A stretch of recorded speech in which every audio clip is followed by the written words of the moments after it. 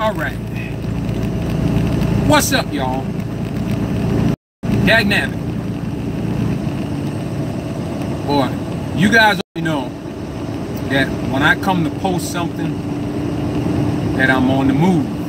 And when I'm moving, I'm in these bad locations sometimes, so the thing will keep cutting off and I gotta re-up so I can finish my points.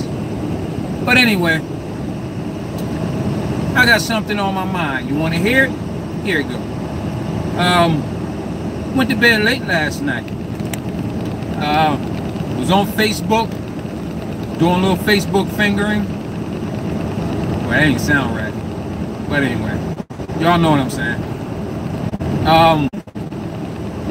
So on Facebook, and we were going back and forth with a guy and his brother about a particular shirt that was designed and the back of it, and they were said that if North Korea was to bomb America, then let the NFL players fight the war.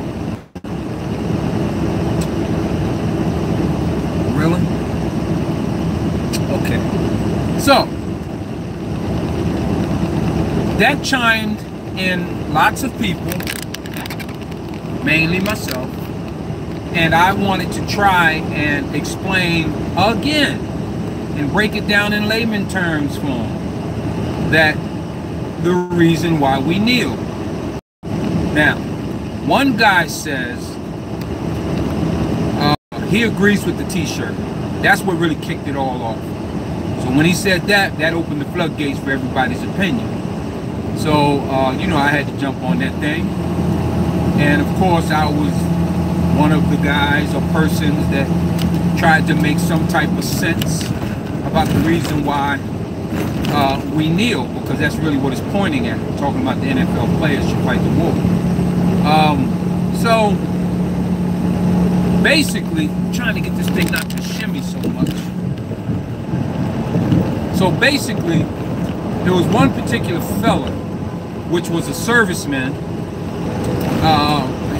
well, ex-serviceman. He already did his time or whatever, and he started out with, you know, saying he agreed with the shirt and everything else, and everybody else kind of started to chime in on him and explaining to him once again the reasons why we have chosen to kneel, and to remind him that it was a serviceman, a white serviceman, that suggested that we should kneel. The reason why, because the serviceman who suggested kneeling, forgot his name. I said I was going to write his name down. I don't remember what it is. But anyway, we'll get back to that later. And he wrote a letter to Colin Kaepernick, and Colin Kaepernick read the letter.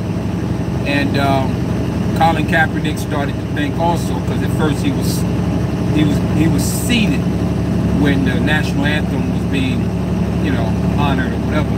He was sit down, and then there was some uproar about it. The guy wrote the letter.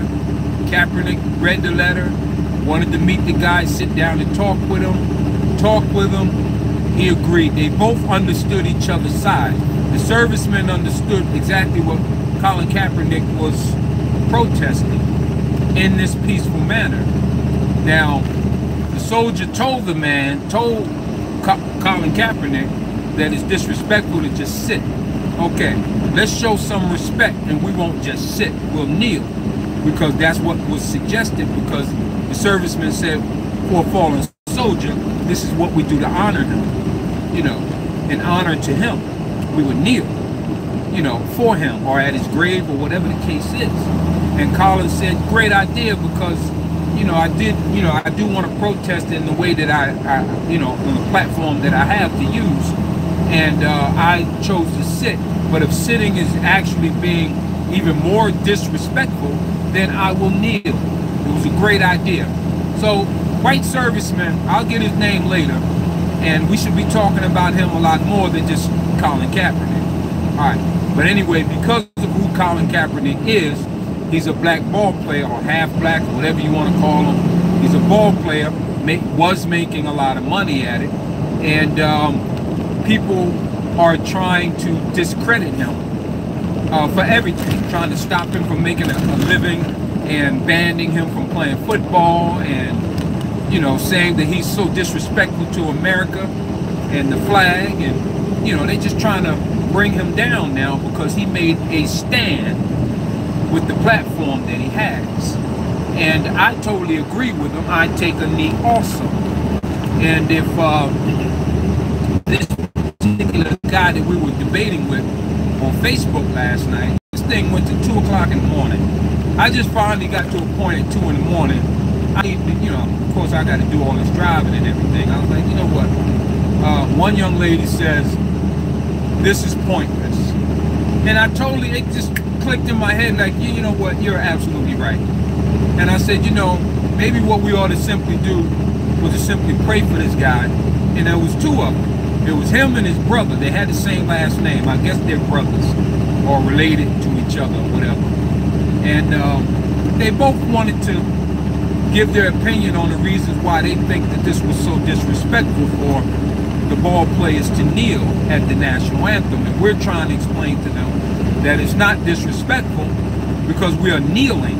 And it's just like kneeling for a fallen soldier. And they said, well, what soldier are you kneeling for at the national anthem? Well, we're kneeling for the fact that the system, the police system, is broken when it comes to dealing with minorities. They have a tendency of being very brutal with us. And this is what we feel is, it's a broken system. That's like a fallen soldier to us. And in order for everybody to get along, then that needs to be addressed and fixed. There should be something placed in the law to retrain these people and sensitivity on how to deal with other races, which apparently they don't know how because they haven't been raised around black or Latinos. But they feel the way that they need to deal with us is to be brutal. To be brutal, and then to hear the president say, don't be so easy on them. You know, like when you're putting their head in the car and you got your hand on top to make sure they don't bump their head. Go ahead and shove them in there. Don't care if they bump their head. That, you know, and that just send a message to most of them that we can, you know, we can rough these people up, man, and you know, we're gonna be protected. You know, and a lot of all this brutality, you know, I don't know. I would think that a lot of it is personal. You know, when they have an opportunity to go at one of us, they go hard. You know, and as you can see, the harder cases are people actually being shot dead. But then there are those cases where a lot of people just get beat up real bad. And then there's cases where they have no real reason, but they're gonna mess with you anyway to create a reason to mess with you. This is the brutality that we're talking about. And the guys that we were talking to last night on Facebook seem to not understand this. Even the serviceman who's done his time in the service, and he still comes out here back into society and sees what's going on social media, on TV, in real life. You can talk to black people who knows other black people, if not themselves, have been brutally you know, mistreated by police officers. And all this is like over their heads, like they just don't, I don't see that. I'm just not understanding what you're talking about. I never see it. I don't understand. You know, police brutality don't even exist. You guys are making that up so somebody can feel sorry for you. You know, that's how they think. You know, we're not making this stuff up. This stuff has been going on ever since I was a little kid. But now, you know, thank goodness for cameras on our phones, and now they got the little, you know, the cameras on the body for the police office to video what's going on in the cruiser, and all this video showing.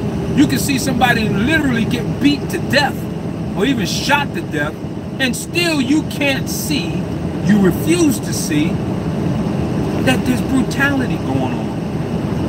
How in the world can you even exist in this society without even knowing, or without even opening your eyes wide enough to realize what's really happening here? You know? it's really out of proportion now. It's really getting crazy. Where to a point where even civilians are now calling the police because they know that the police are gonna brutally beat the you know what out of some black folks. So they call the police to do the dirty work and be like, yeah, he's trying to take a swim in the pool and he don't even belong over here. He didn't tell me what apartment he lives in, so he's breaking the rules that we have. Can you come get him? Can you come get him? What they want to say? Can you come beat the crap out of him?